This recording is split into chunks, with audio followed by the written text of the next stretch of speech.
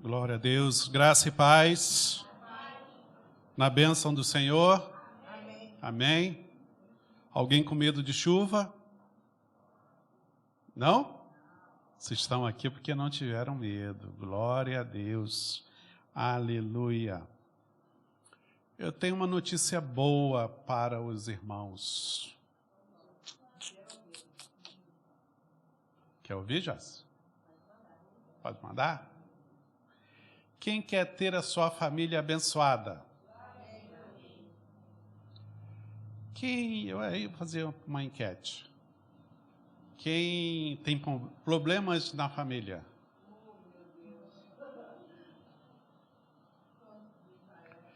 Quem gostaria de ter uma família diferente?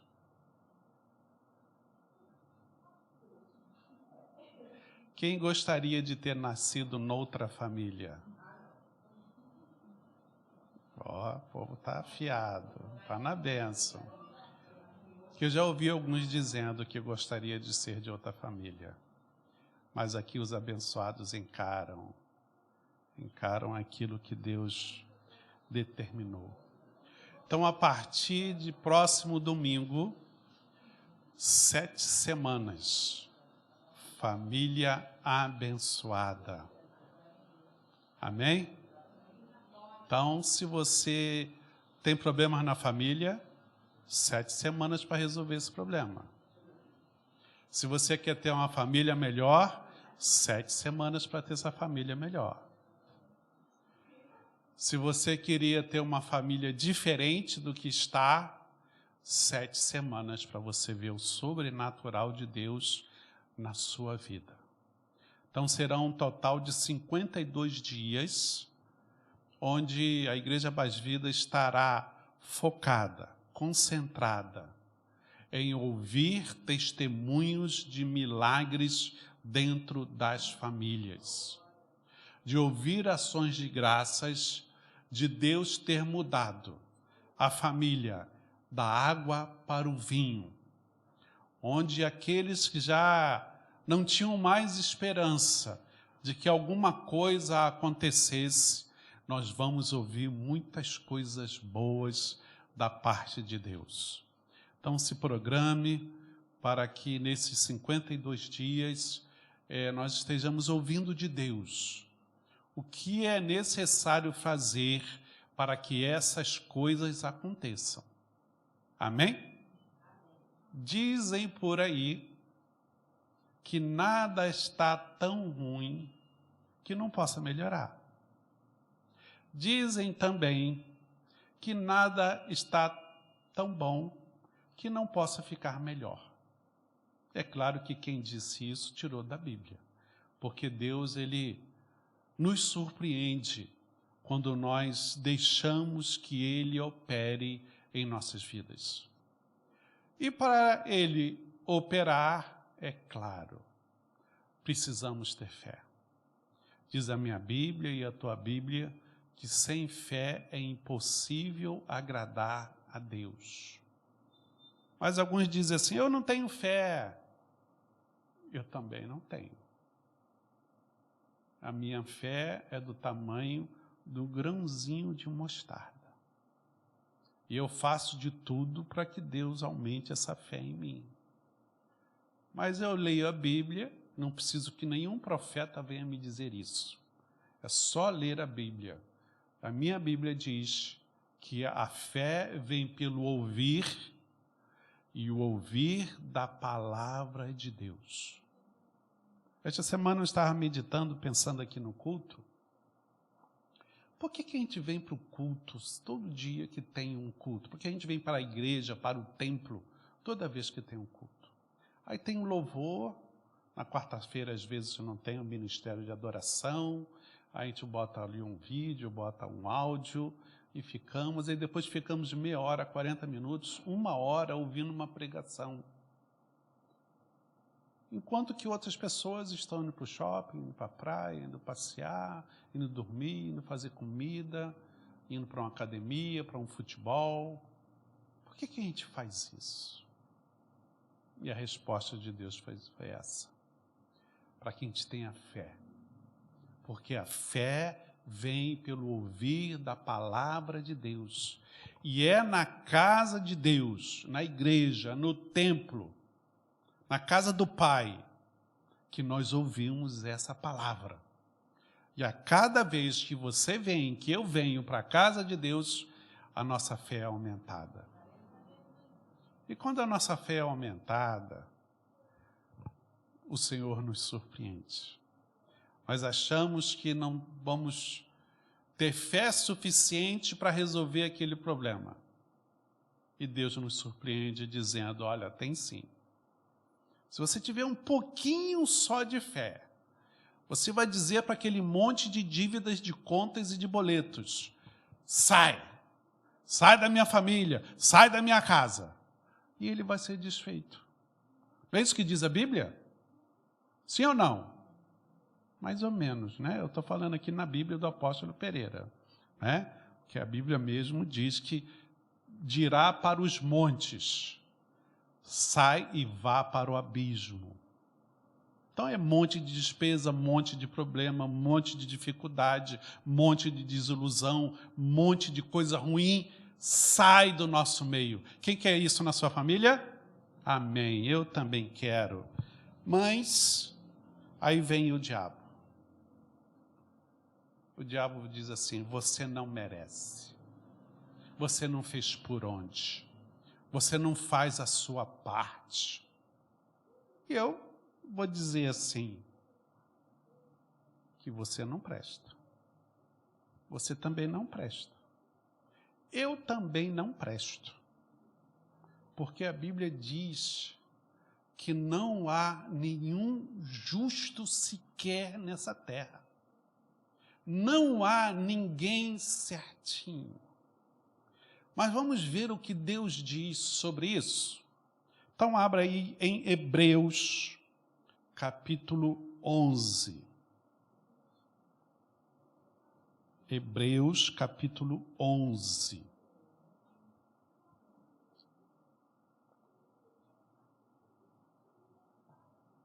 Desculpe se hoje eu for mais devagar do que o habitual. A dor de dente não deixa gritar. Então, vamos devagar. Hebreus 11, muito conhecido da maioria dos crentes, dos não crentes também é conhecido. Diz assim, ora, a fé é a certeza daquilo que esperamos e a prova das coisas que não vemos. Pois foi por meio dela que os antigos receberam um bom testemunho. Pela fé entendemos que o universo foi formado pela palavra de Deus, de modo que aquilo que se vê não foi feito do que é visível. Pela fé, Abel ofereceu a Deus um sacrifício superior. Versículo 5. Pela fé, Enoque foi arrebatado. Versículo 7. Pela fé, Noé, quando avisado a respeito das coisas que não se viam, movido por santo temor, construiu uma arca. Versículo 8. Pela fé, Abraão, quando chamado, obedeceu. Versículo 20. Pela fé, Isaque abençoou. Versículo 21. Pela fé, Jacó, à beira da morte, abençoou cada um dos filhos. Versículo 23. Pela fé, Moisés, recém-nascido, foi escondido durante 3 meses por seus pais. Versículo 24. Pela fé, Moisés, já adulto, recusou ser chamado filho da filha de Faraó. Versículo 29. Pela fé, o povo atravessou o mar vermelho como em terra seca. 31. Pela fé, a prostituta Raabe, por ter acolhido os espiões, não foi morta com os que haviam sido desobedientes. Mas que direi? Não tenho tempo para falar de José, Rosilene, Lucas, Samara, Davi, Pela fé, o que direi? De Cíntia, Luana, Jamile. Pela fé, o que diremos? De Luísa, Vinícius, Bruno, Lucas. Pela fé, o que será dito? De Simone, de José, de Marcela, de Sérgio. Pela fé, o que dirão da Edneia, Larissa, Lidiane, Otávio, Gustavo, Luiz, Felipe. Pela fé, o que falarão de Anderson e Joyce, de Joilson e esposa. Pela fé, o que dirão de Luciano, Vini, Cristiane, Fernando, Sandro, Vini. O que dirão? Pela fé, de Leonor, que está na live, de Sérgio, de Marcela, de Davi, de Bianca, de Douglas, pelo Hugo, pela fé. O que se dirão dessas pessoas? Pela fé, o que será dito de você e de mim? Qual testemunho nós teremos para dar? Famílias, onde a mão do Senhor operou. Mas a mão do Senhor operou em situações inapropriadas, indevidas, situações que não se esperava nada.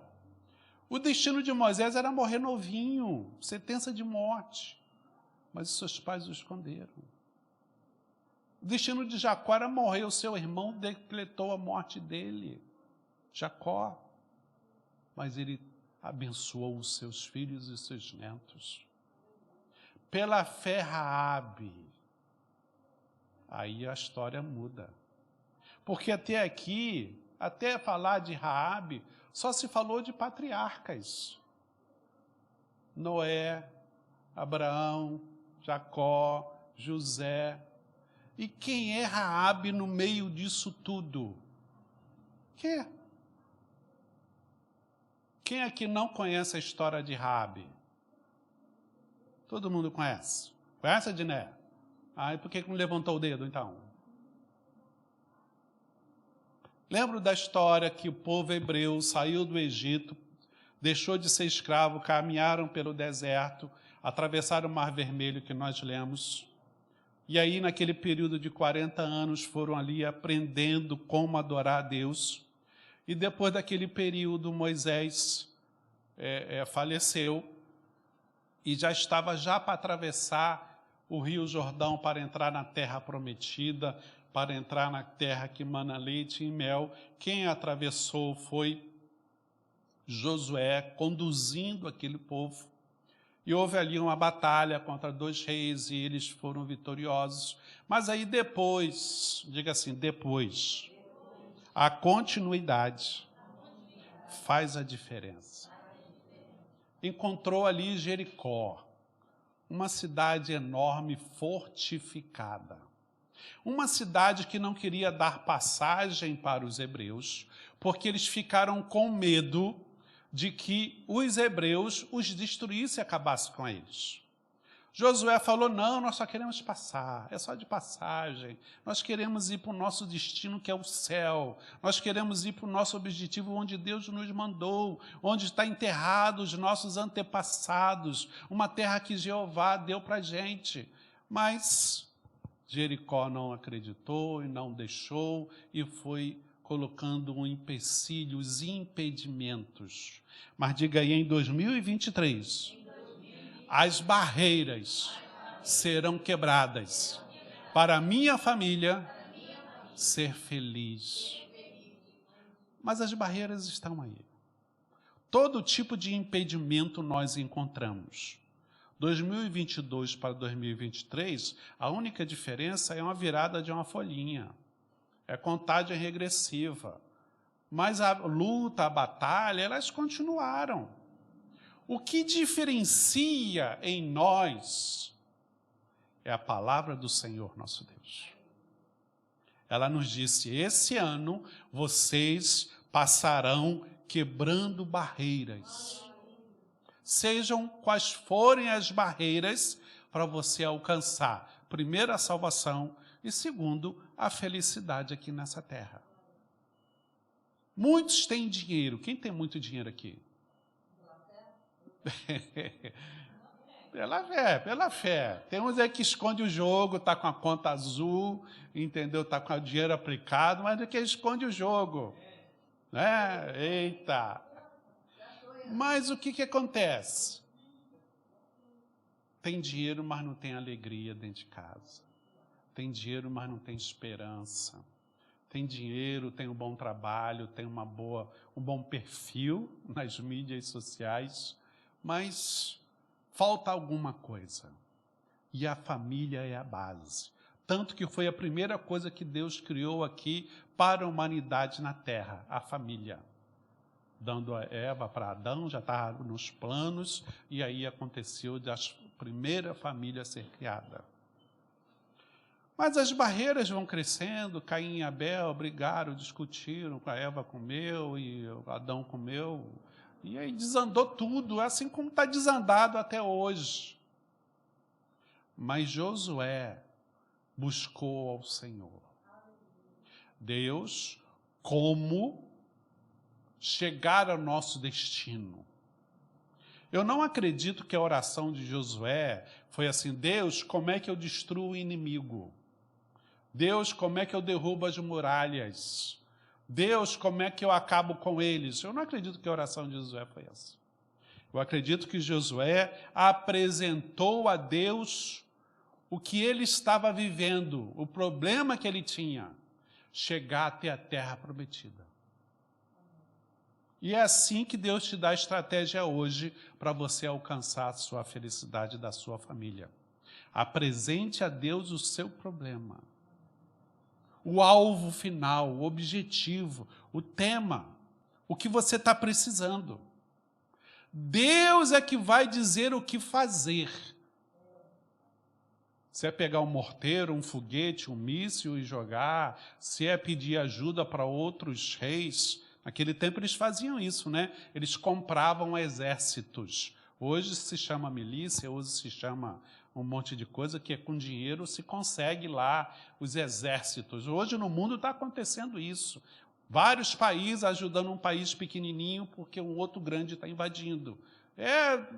Tem interesse, não é por humanidade não, gente. É interesse econômico, territorial, político. Ninguém faz nada de graça nesse mundo. Então Josué, quando viu a dificuldade, apresentou a Deus. Deus, como a gente vai dar a volta? Como é que a gente vai transpor isso? Como é que eles não estão deixando a gente passar pacificamente? Eles não estão querendo conversa. Deus, olha, os caras são maus. Os caras estão aqui matando, pregando, estão salteando, estão roubando. Deus, olha, a coisa está feia. Então, se você quer solução para a sua família, diga exatamente o que você sente para Deus. Não chegue para Deus dizendo como que deve ser feito, porque nós temos essa mania, não é? Nós temos uma ideia e nós queremos que Deus faça do jeito que a gente pensa que tem que ser. Mas não funciona assim não com Deus, porque na verdade Ele é Deus e nós somos servos, somos seguidores. Mas Ele disse, a tua luta é minha luta. Eu cuidarei de você. Eu serei contigo, não temas. Então eu boto na mão dele. Josué colocou e Deus deu aquela estratégia. Dê 7 voltas em torno da cidade. Na última volta, dê uma volta a cada dia, em 7 dias. No último dia, dê 7 voltas. E aí é que eu falei, tem que ter continuidade. Tem gente que começa uma campanha, para no meio. Tem gente que começa um curso, para no meio. Tem gente que coloca o propósito de fazer alguma coisa e para no meio. Tem gente que faz planos, né, Anderson? E aí vem dificuldade, vem cansaço, vem chuva como hoje, vem sol, vem alguém falando não vai dar certo, vem alguém, faltou dinheiro, e a gente desiste, não chega até o final. Existe até uma historinha que se conta, eu já falei aqui, que tinha um alpinista numa montanha bem alto, e em certo momento caiu e ficou pendurado pela corda. Escuro à noite, o que fazer? Ele começou a pedir socorro, ninguém ouviu, ele estava sozinho. Então ele começou a orar a Deus: Deus, me livra, me socorre, manda alguém, Deus, faz alguma coisa.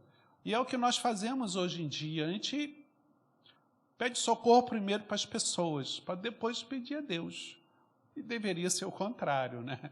Deus devia estar em primeiro em todas as situações, porque a minha Bíblia diz: amarás a Deus sobre todas as coisas. Então, amar é estar com Ele todo o tempo.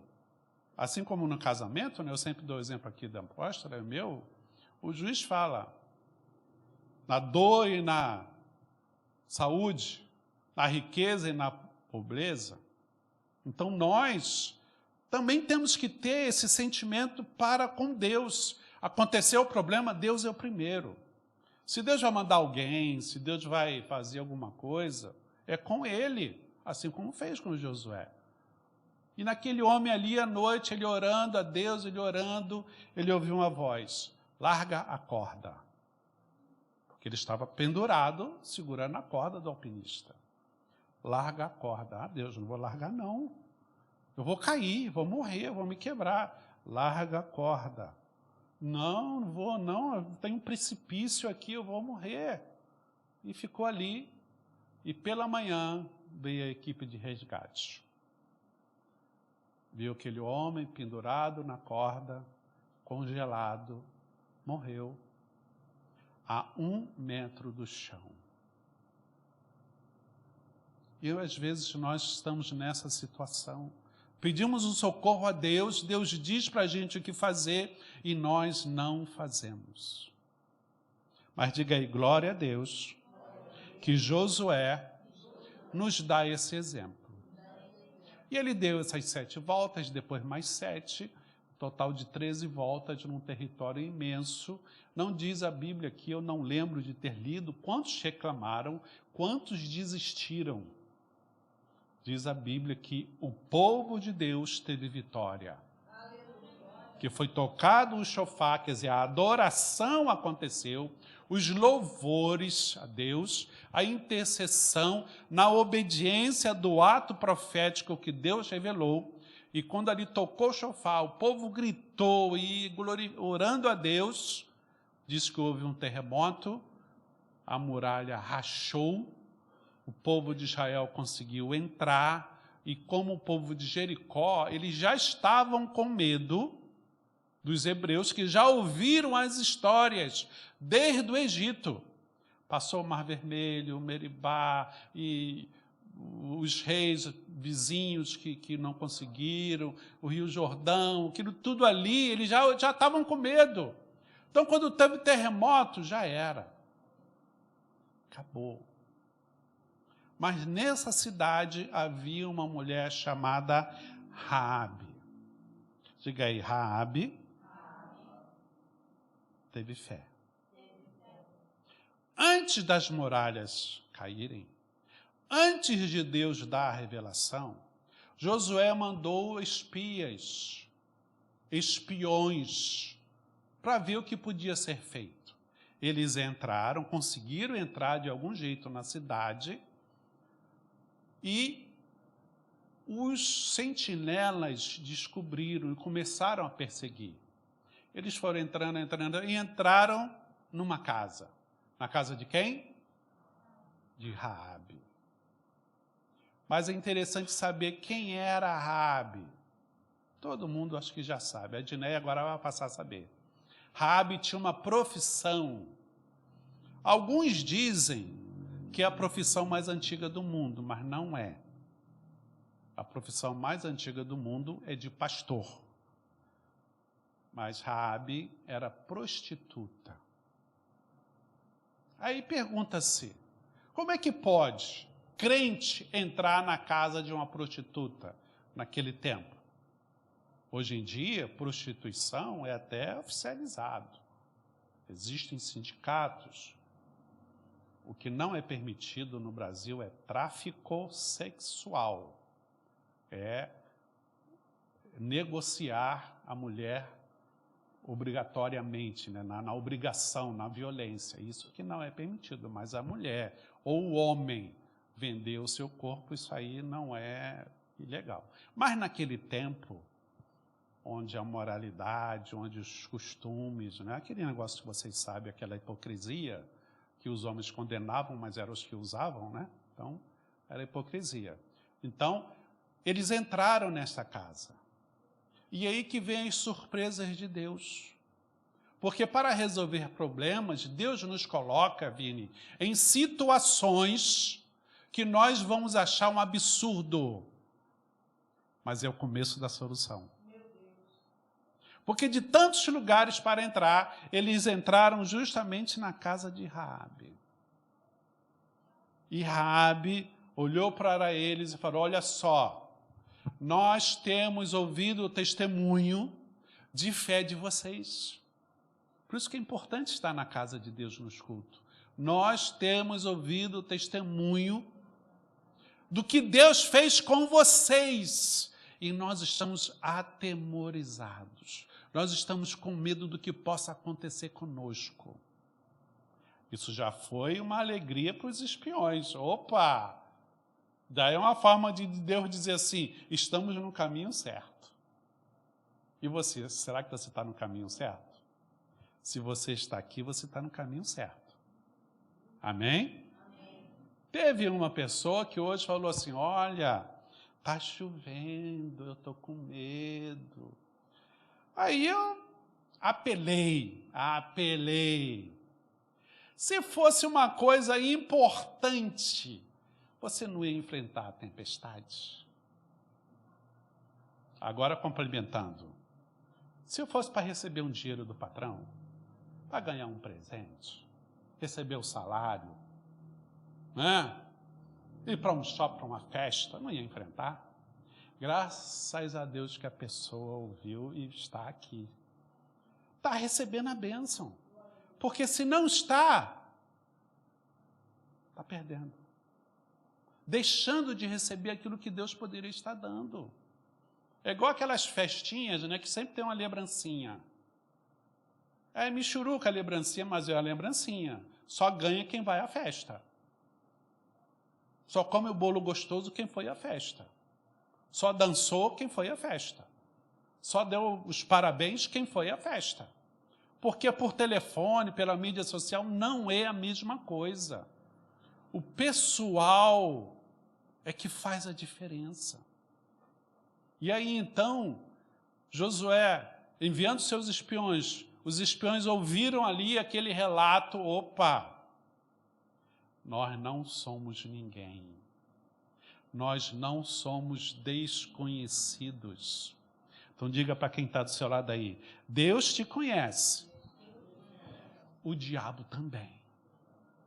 Os inimigos também te conhecem. E o inimigo sabe quem é o seu Deus. A Bíblia diz que a Bíblia diz que o diabo teme e treme perante Deus. O problema é que tem muitos crentes que temem, mas não tremem. Aquela história do ano passado, onde o pai olhava para os filhos, não precisava dizer nada que os filhos já faziam. Era assim, Joyce, teu tempo? A Samara eu sei que era. É só uma olhadinha assim, já não precisava falar mais nada. Hoje em dia é o contrário. Outro dia eu vi uma menina de 12 anos olhar assim para o pai, e o pai fez. Está diferente. Então, com Deus, deveria ser do mesmo jeito. É Deus olhar para a gente saber o que Ele quer. É Deus estar presente em todas as situações da nossa vida, porque eu chamei, eu convidei. Eu já sou crente há tanto tempo, já conheço a Bíblia, não preciso mais disso não. Já sei andar com as minhas próprias pernas. Quebra a cara. A Bíblia diz que aquele que está em pé, cuide para que não caia. Então, Raabe falou, olha só, já sabemos da sua história, sabemos do seu Deus, então faz uma aliança comigo, que a minha família não morra. Raabe não era crente.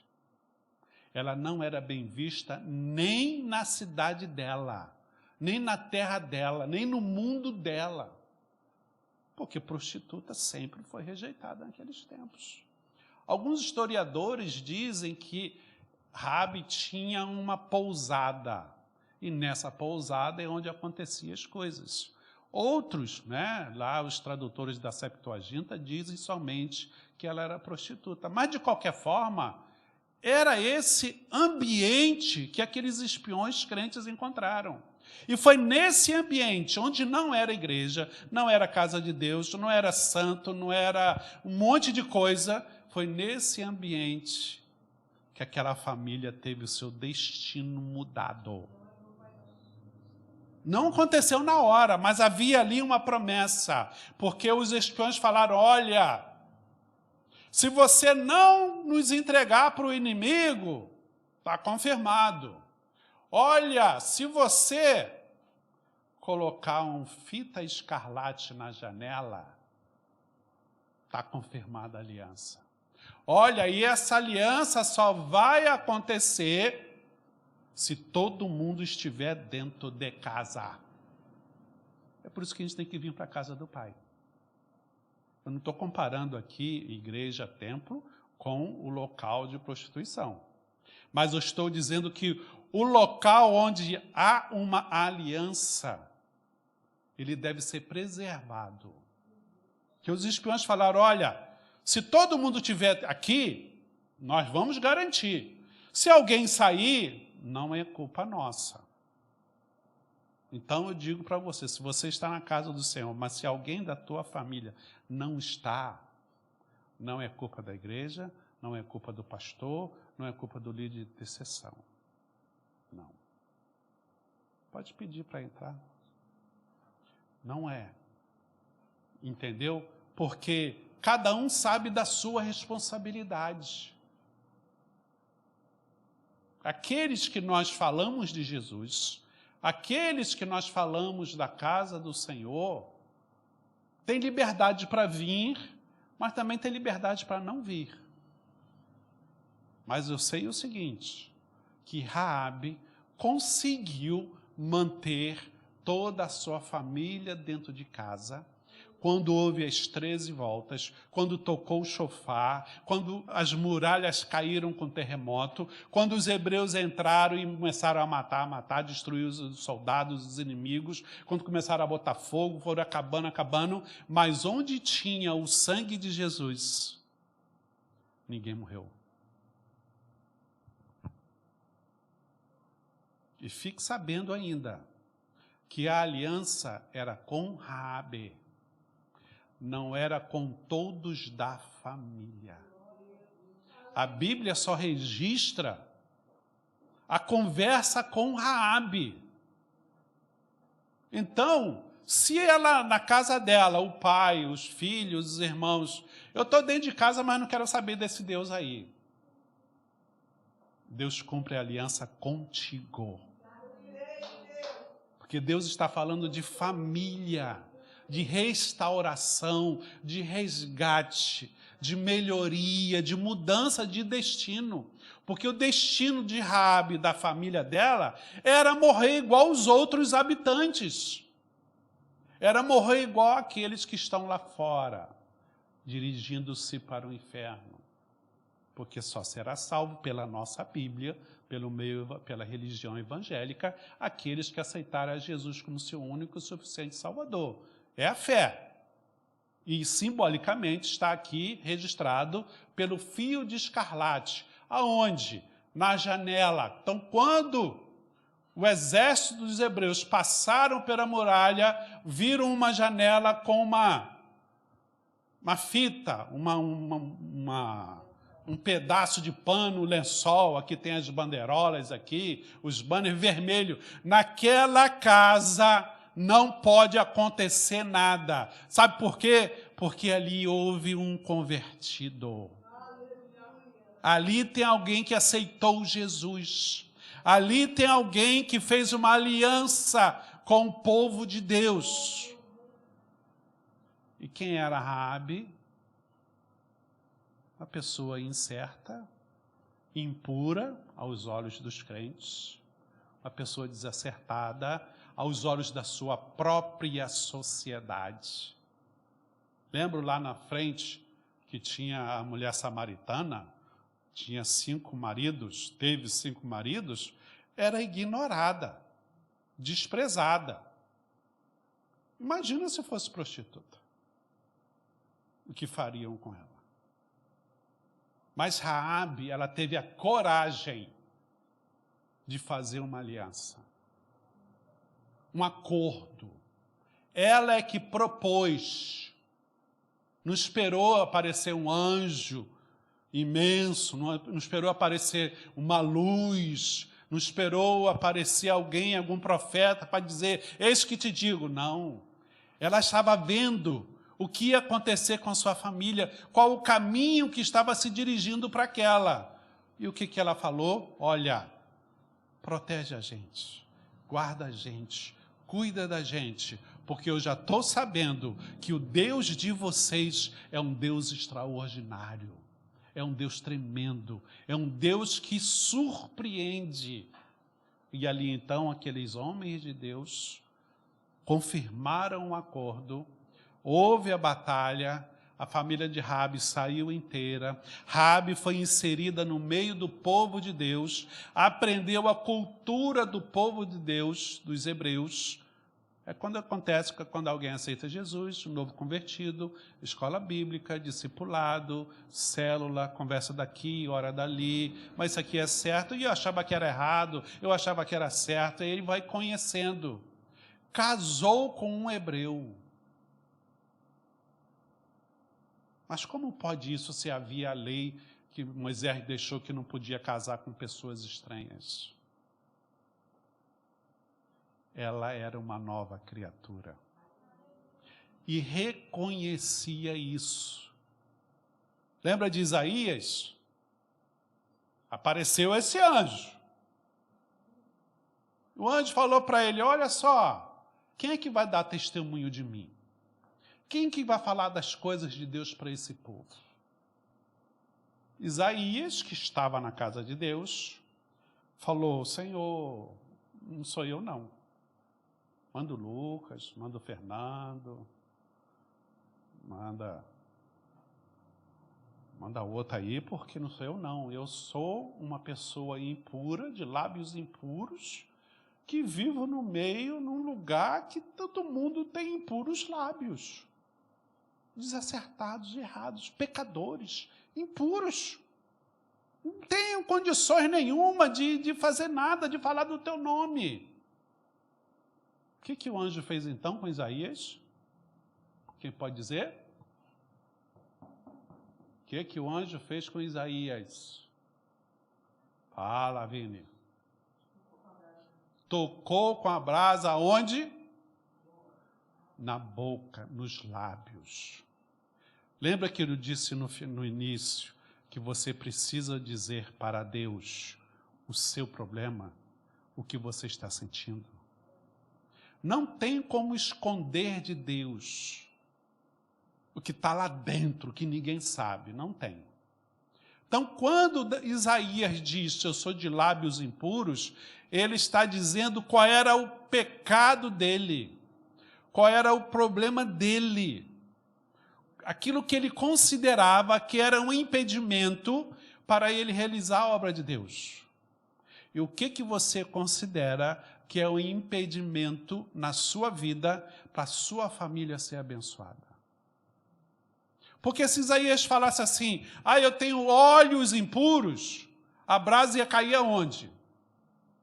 Nos olhos. Eu tenho a mão impura que bota a mão onde não presta. Onde ia cair a brasa? Na mão. Então nós temos que falar para Deus exatamente aquilo que é a nossa dor, o nosso defeito, a nossa falha, onde eu estou deixando de levar a bênção para a minha família. Que às vezes nós somos uma bênção crente na igreja, mas em casa, uma peste. Às vezes no trabalho somos maravilhosos, mas na igreja, entendeu? Então não tem como esconder. Qual é a minha dor, a dor da minha família, aquilo que eu estou causando para ela? Por que eles não vão para a igreja? O que eu estou deixando de fazer? Ou o que eu estou fazendo de errado, que é a minha falha? Aí é pecado. Porque a Bíblia diz, se eu sei que eu tenho que fazer alguma coisa, algum bem, e não faço, isso é pecado. Então, dia de chuva, não vou para a igreja não. Se eu tenho um filho, se eu tenho uma esposa, se eu tenho pais, daqui a um tempo eles vão falar a mesma coisa. Não vou para a igreja porque está chovendo. Eu não vou jejuar porque não sei o quê. Eu não vou ler a Bíblia porque não sei o quê. Todas essas desculpas eles estão vendo. E como é que eles vão ter fé se eles não estão ouvindo a palavra de Deus? Como que eles vão me perdoar se eu não perdoo eles? Como que eles vão fazer uma coisa boa comigo se eu não faço uma coisa boa com eles? Eu só cobro, eu só cobro, eu só cobro.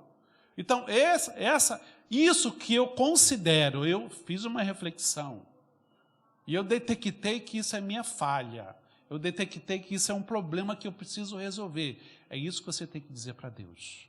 E Deus vai tratar nesse ponto. Eu lembro que o filho mais velho tinha bronquite, asma e o que mais? Aí, pediatra, não resolve, até que fomos orientados a procurar homeopatia. E aí, com já servos de Deus, vou buscar esse negócio de homeopatia, será que é de Deus? Será que não é? Aí nós descobrimos que tem duas linhas de homeopatia. Homeopatia unicista e homeopatia pluralista. Sabia disso, Luciano? Tem. A linha unicista, o médico te trata como uma coisa só, um ser só, um cosmo só. Então, está com dor de cabeça, está com dor de barriga, está com bronquite, está com tosse, está com pneumonia, ele vai te dar um remedinho que vai tratar o corpo. Aquela bolinha, que eles fazem lá que dizem que é só açúcar, mas eu não sei, não posso dizer, não sou profissional. Aí tratam como um ser só. Aí entra para a área mística, né? Porque aí eles falaram isso para nós, tem que virar a cama, direção para o sol, tem que tirar isso, tem que ter raio de luz, tem que ter um monte de coisa. E o outro lado, pluralista, não, um pouco diferente. Se está com dor de cabeça, eles te dão um medicamento homeopático para dor de cabeça. Se está com diarreia, eles te dão um medicamento para diarreia. Se está com dor nas costas, então esse é o pluralista, ele trata parecido com a medicina tradicional. Então não tem como eu chegar para Deus e ser unicista. Porque eu tenho vários setores na minha vida. Eu sou o corpo, eu sou a alma e eu sou o espírito. Então eu tenho que dizer para Deus onde é que está a minha impureza, onde está a minha falha, onde está o meu erro, onde está doendo, que às vezes não é nem meu. Alguém me causa dor, alguém me causa um sofrimento, alguém me causa um desânimo, uma tristeza. E se você fizer o acordo como Raabe fez, não importa o seu passado, o que importa é que a partir de agora você tem um novo destino. E esse novo destino vai lhe fazer estar no rol dos heróis da fé. Uma pessoa improvável. que ninguém dava nada, que ela talvez nem se achava digna de alguma coisa pela cultura da época. Mas essa Raabe casou com um homem de Deus, teve um filho chamado Boaz, que por sua vez foi o bisavô de Davi, que por sua vez, na sua genealogia, apareceu Jesus. Então não importa o que dizem de você até hoje, o que importa é o que você se considera a partir de hoje. O que importa é que você espera da sua família a partir desta campanha de 52 dias, que todos nós vamos participar e o nosso nome, o nome da nossa família, estará arrolado no hall de membros dos heróis da fé. Então, quem veio hoje? A Anja, que estava ali na portaria, já anotou os nomes. E eu vou deixar esses nomes aqui com a equipe de intercessão. Alguns pela live também já colocaram lá o seu nome. Nós estaremos orando.